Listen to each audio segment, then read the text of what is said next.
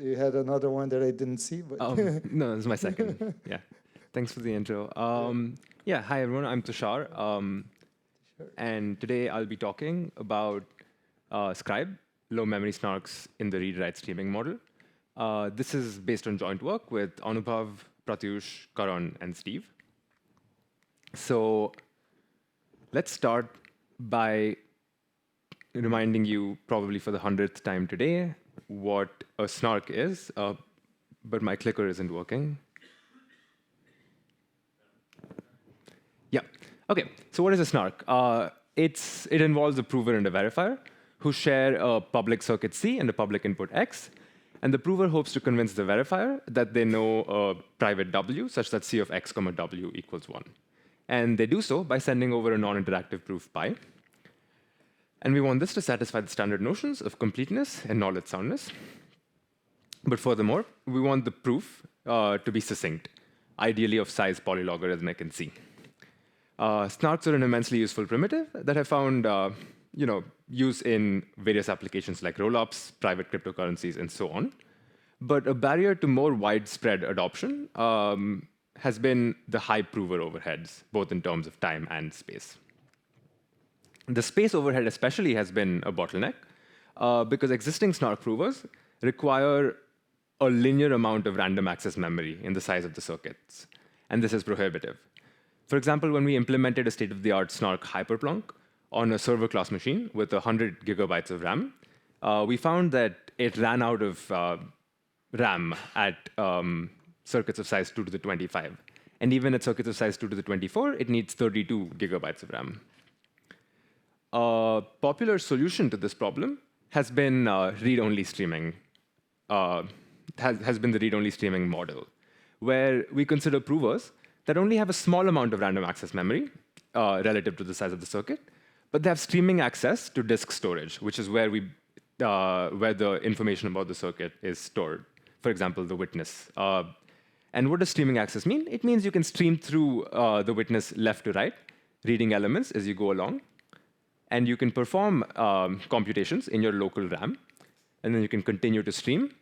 And at any point, you can reset your read head to the beginning and perform multiple streams in this manner. And once you are satisfied, you've performed a sufficient number of streams, you output the proof. This predictable access pattern means that we can leverage buffering and prefetching to improve performance in terms of disk I/O. So what is some prior work in this model? The first snark in the read-only streaming model was Gemini, who showed that you can prove all circuits with logarithmic RAM in n log squared n time. Epistle brought the time down to n log n, and Sparrow offered a different trade-off. Given square root n RAM, you can prove data parallel circuits, not all circuits, in n log n time. Another line of work has explored read-only streaming provers for the standard sum-check protocol, that is the multivariate sum-check protocol. And this is because this is really the bottleneck when it comes to read-only streaming. We already know how to make all the other parts of modern snark streaming. It's really just sum-check that's the problem. So the state-of-the-art in this work shows that with logarithmic RAM, you can prove sum-check in n log n over log n time. And with more RAM, in particular n to the 1 over k for some constant k, any constant k, you can prove standard sum-check in n log n time. And in fact, one of my co-authors, Anubhav, will talk tomorrow about this middle work, where we also show that these two are optimal. That is, you cannot hope to do better in the read-only streaming model for the standard sum-check. But Hobbit explores an alternative option, which is to modify the sum-check protocol to be more amenable to read-only streaming. And they show that with square root memory, you can do a bespoke sum-check protocol in linear time. The issue is this bespoke sum-check protocol performs much worse than the standard sum-check protocol when it comes to things like proof size, verifier time, and round complexity. Another downside, shared by all prior work in the read-only streaming setting, is the bad concrete overhead in terms of time, with at least a 4x concrete overhead compared to their corresponding memory-intensive baselines. So the natural question to ask is, can we do better, both asymptotically and concretely? And we answer this question affirmatively, both questions affirmatively, in the read-write streaming model, which is a natural extension of the read-only streaming model, where we note that the read-only streaming model doesn't really realistically map the real world. In the real world, we can not only efficiently read from disk, but we can also write to disk, as long as this is also streaming that has a predictable access pattern. OK, so in this read-write streaming model, what do? We present Scribe, a SNARK for all circuits that only requires logarithmic random access memory and runs in linear time. Of course, one thing to note is that unlike the read-only streaming work, Scribe requires a linear amount of additional scratch space on disk where it writes stuff down and does some working out over there. But in exchange, we get very good concrete performance. In particular, Scribe is built by adapting the aforementioned state-of-the-art SNARK, Hyperplonk, to the read-write streaming setting. And we show that we incur only a 10% proving latency overhead compared to them, while using much less memory. Another contribution of independent interest is a composition theorem, where we show that read-write streaming algorithms are very amenable to composition. There's barely any overhead, and this allows you to really modularly construct things in the read-write streaming model, whereas this is in contrast to the read-only streaming model, where composition imposes pretty significant overheads. So in particular, we construct our SNARK modularly by building a read-write streaming PIOP for circuit satisfiability and a read-write streaming PCS, and then putting them together to get a read-write streaming SNARK. For Scribe in particular, we adapt the read-write streaming the PIOP from Hyperplonk to the read-write streaming setting, which requires building a read-write streaming perm check and a read-write streaming zero check, both of which in turn are built using a read-write streaming sum check. And when it comes to polynomial commitment schemes, we build a read-write streaming version of the PST13 polynomial commitment scheme, as well as read-write streaming versions of several inner product argument-based polynomial commitment schemes. In today's talk, I'll be focusing on these two very representative algorithms, the read-write streaming sumcheck and the read-write streaming PST13 PC scheme. But before we go into the details of this, let's look at what our concrete numbers are actually like. We implement Scribe in 18,000 lines of Rust code using the ArcWorks framework. And along the way, we develop several new abstractions over file I/O that allow us to very efficiently realize these reads and writes in a streaming manner to disk. Our implementation is modular and allows for switching out almost all components from the PIOP and PC scheme to the underlying elliptic curve. And we evaluate Scribe's performance not only on a server-class machine with 103 gigabytes of RAM, but also on an iPhone with 6 gigabytes of RAM and 256 gigabytes of disk storage. That I shouldn't be there. OK, great. And let's see how we do. On the server-class machine, we scaled to proof circuits of size 2 to the 28 in just 1.5 hours, whereas, like I mentioned, the same machine ran out of memory while running Hyperplonk at sizes 2 to the 25. And on instance sizes where Hyperplonk does run, we're only 1.1 times slower than them.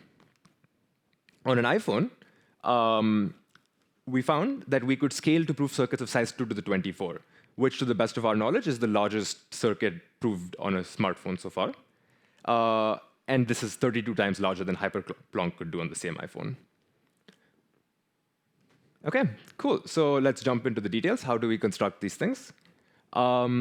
Let's start with the read-write streaming sumcheck. But first, a quick recap on multilinear polynomials. Like all polynomials, you can represent them using their coefficients. But they can also be represented by their evaluations over a Boolean hypercube. This is called the Lagrange basis representation. And today, I'll be denoting this sort of overloading the notation by the vector p, corresponding to the polynomial p, where the ith element of the vector is the evaluation of the polynomial at the ith point in the Boolean hypercube. You can recover the traditional polynomial representation using these things called Lagrange basis coefficients, which are also sometimes called EQ polynomials. And in particular, evaluating a polynomial, given this Lagrange basis representation, is really just a linear combination of this vector. OK, great. And let's also just quickly recap how this traditional sumcheck protocol goes, right? There's a prover and a verifier, both of whom have a multilinear polynomial p. Really, it could even be multivariate. The prover has explicit access to this, and the verifier only has oracle access to it. And the prover wants to convince the verifier that the sums of the evaluations of p over the Boolean hypercube add up to sigma. It does so by engaging in an n-round interactive protocol, where in each round, the prover sends a degree 1 univariate polynomial. So that can be represented just by 2 evaluation points. This is called a round polynomial. The verifier performs a quick check with respect to the round polynomial and returns a random field element. The prover sends the next round polynomial. The verifier returns another challenge, and all the way down to the last round polynomial, where you perform a consistency check with the earlier round polynomial. But also, on the last round, you check that h1 of R1 is equal to p of R1 up to Rn. And so this is the only point where the verifier uses oracle access to p. It has to make one evaluation check with respect to p. So we've reduced proving something that naively would have taken performing 2 to the n many evaluation queries to just one evaluation query. And we know how to implement the prover for this in a memory-intensive setting in linear time. In particular, this prover performs 2 steps in each round: a sum step, where you compute the round polynomials, and a fold step, where you update your large internal state. Let's look at this in a little more detail. OK, so given the Lagrange basis representation of P, how does the prover compute the first round polynomial? It's easy to note here that the h3 of 0 is just the sum of all evaluations ending in 0, and h3 of 1 is all evaluations ending in 1. So essentially, it's just the sum of the even and odd elements of this vector here. And this is easy to compute, and this is what we call the first sum step. It takes a linear amount of time. Great. But how do we compute the second round's polynomials? These look a little more complicated. But as it turns out, at this point, we've received the first challenge, R3. And the prover can take the even indices of the polynomial, the odd indices of the polynomial, compute this linear combination of them, called the fold step, to obtain this new folded vector, right? Which corresponds to its own polynomial, a folded polynomial. And it turns out, actually, that the second round polynomials is obtained just by summing the even and odd elements of this. This is the second sum step.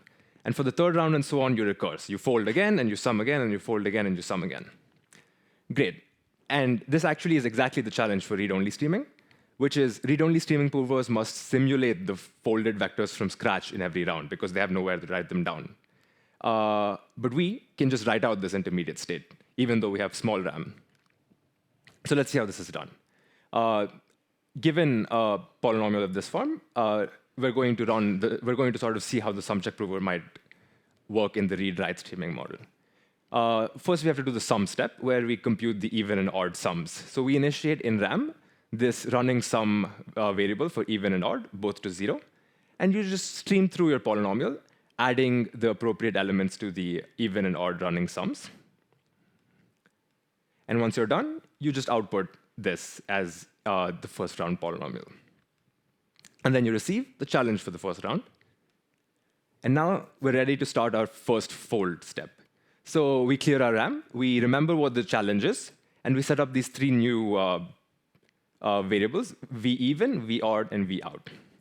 And we essentially compute the folded vector 1 element at a time. So we read the first even element of P, the first odd element of P, and locally in the RAM, we compute the appropriate linear combination of it, and we write it out to the write stream. We read the second one, do the same, and go all the way around, and we've written out our folded polynomial.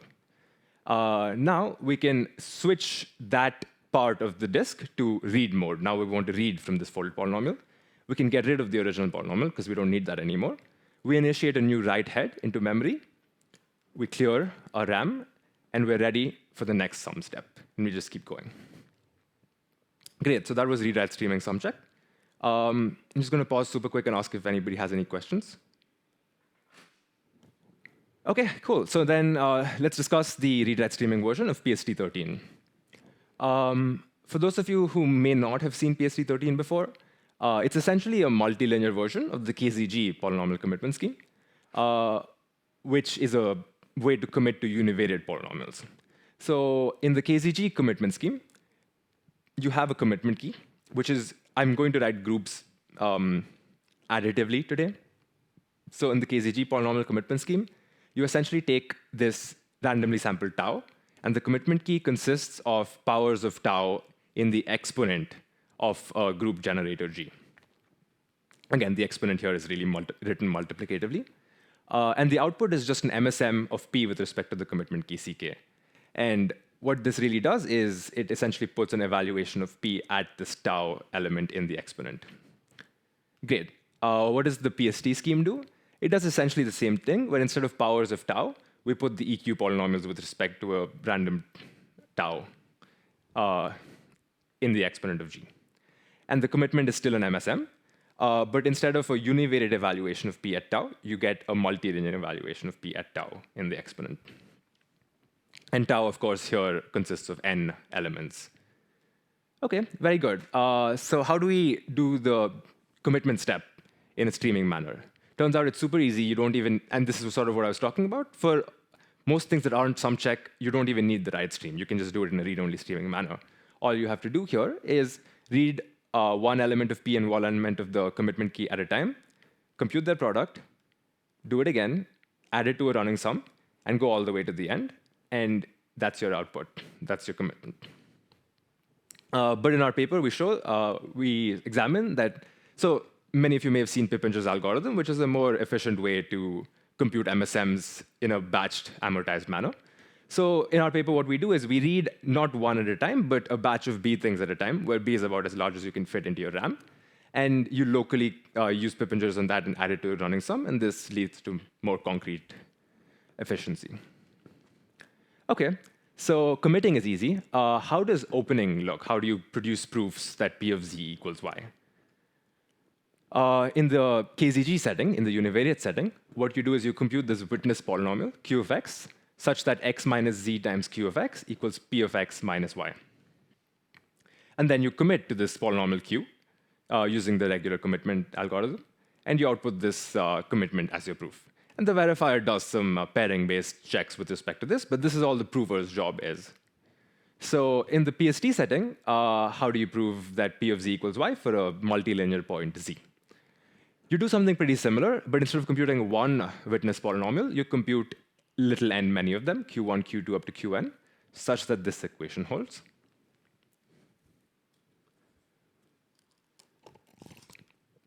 And having computed these witness polynomials, you just commit to them all, and that's your proof. It's a logarithmic size proof. OK, very good. And we've seen actually that committing to polynomials is easy. So all we need to see is how to compute these polynomials in the streaming setting.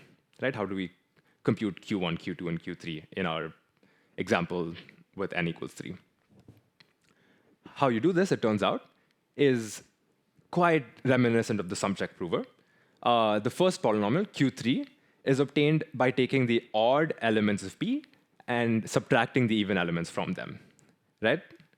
And then the second polynomial, it turns out, you compute another fold step with respect of these same vectors with respect to Z3. And then the second polynomial is the difference of the odd and even elements of this folded polynomial, and you recurse. So we've already seen that it's really easy to play around with vectors in the read-write streaming model. You can compute linear combinations, you can split things up. So this is also, I think, you'd find easy to believe quite read-write streamable. And with this, we've turned PST13 read-write streamable as well. So putting everything together, we modularly construct SNARK provers in the read-write streaming model to obtain Scribe, which is a read-write streaming version of the Hyperplunk PIOP plus the PST13 PC scheme. And we incur only a 10% proving latency overhead compared to the memory-intensive baseline. An open question of note here is constructing read-write streaming versions of hash-based and lattice-based PC schemes. You might note that like all the PC schemes I mentioned, we consider are group-based. So it's still an open question to build read-write streaming versions of these, let alone read-only streaming. And this is a bit of a non-trivial task, especially in the hash-based setting, because there are some lower bounds for how well you can encode error-correcting codes in a space-bounded setting. But yeah, that's my talk. This is the link to the paper. I'd be happy to take any questions.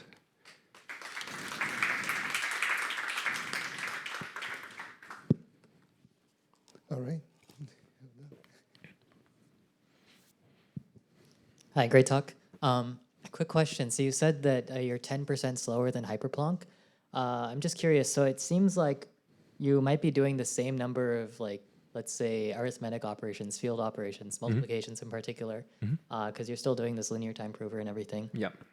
Is that correct, or is It turns out exactly like a lot of the group-based things, and in this case, even SumCheck. yeah?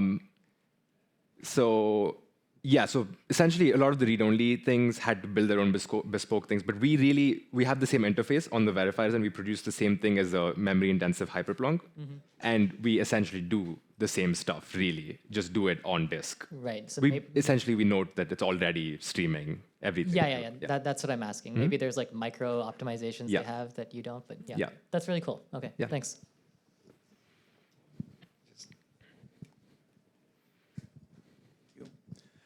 Hi, a great presentation. So the 10% is I assume SSD, right?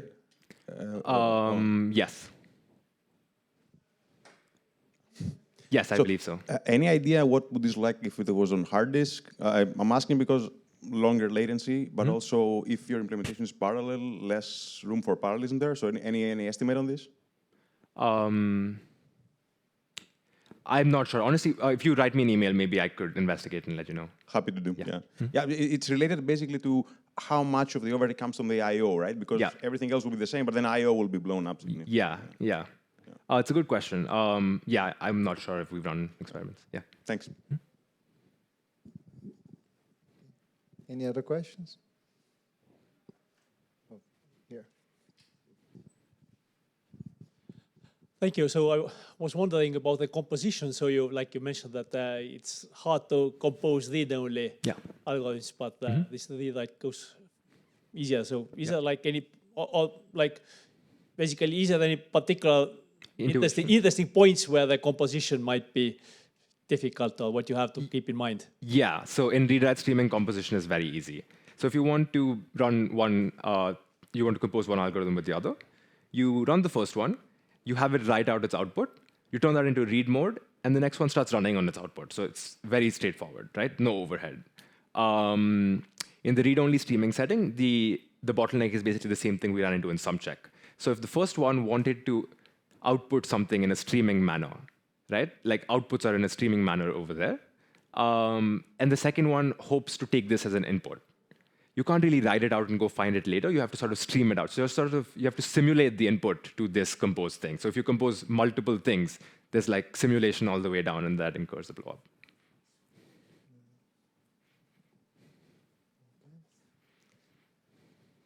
All right, let's thank Tushar and now the speakers of this session. Thank you.